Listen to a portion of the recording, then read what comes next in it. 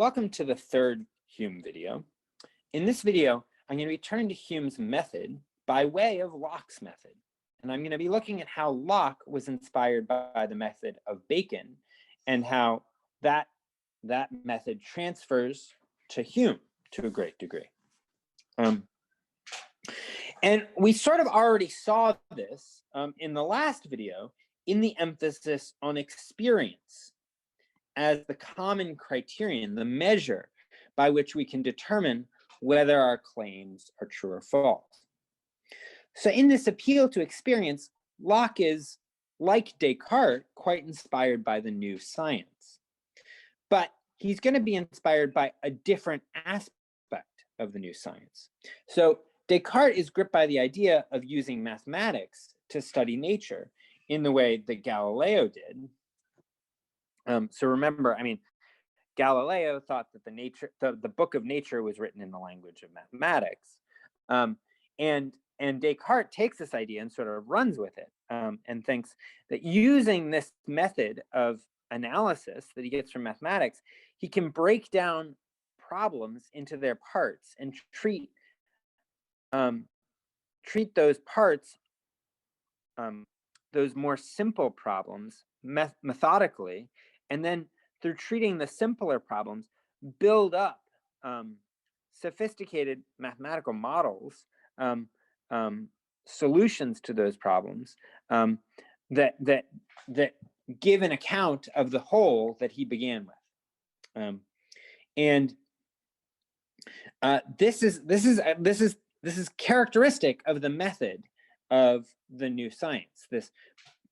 Breaking apart questions into very small parts, addressing those parts, and then building back up from those parts to an account of the whole.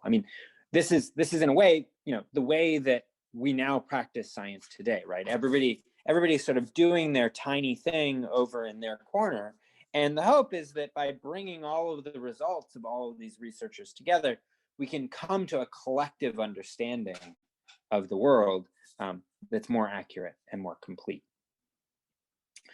So while Descartes was inspired by Galileo and this method of analysis for mathematics, Locke is more inspired by another figure of the early scientific revolution, Francis Bacon.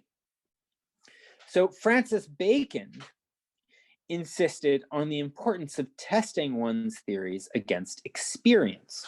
So this idea of experience really comes from Bacon. And his thought is that you need to test your theories against experience through repeated experiments, right?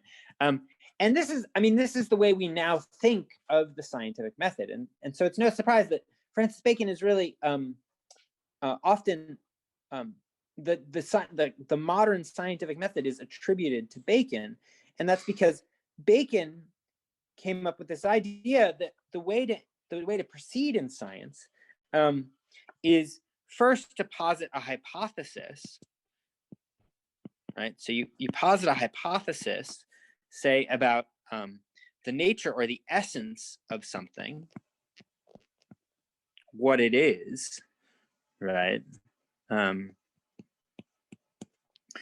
And then you go out and you start performing experiments, right? So take our thing X, right? We go out and we start performing experiments, let's say EX, and we see whether that's its essence, right?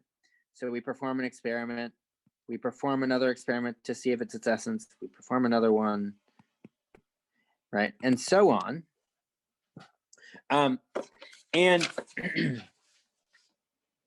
you can see that this is sort of a scholastic idea, right? This is sort of like Aristotle. So both Bacon and Locke together thought that we had to observe natural things as we find them. Now, the scholastics think that we can, after this observation, intuit the essences of things and know what things are. And in this sense, the empiricists are going to reject this. So Locke, for example, doesn't think that we can actually get knowledge of the essences of things. We can only ever make hypotheses, but we can never get from the hypothesis to knowing what the essence of the thing is. So we can't know, for example, the essence or the nature of gold. To know the real essence of gold, what its nature as a substance is, we would have to know why it melts at such and such a temperature, or why it has this or that color, or why it has these ductile properties, etc. So if you knew the real essence of gold, if you knew what its nature as a substance was, Locke thinks, well, then you would be able to derive why it has all of the properties that it has, right? So we would be able to know, if we knew its nature or essence, we'd be able to know why it takes on whatever properties or modes that it can have. But Locke thinks there's no explanation of why each thing has the shared features that it does with the other instances of that thing. Right, so Locke thinks there's no knowledge of essences.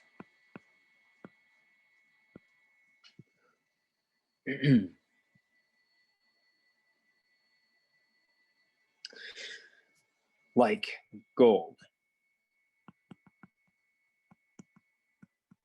And the reason is because we can't know why all of gold has all of the features that it does. And we would be able to know that if we knew its essence.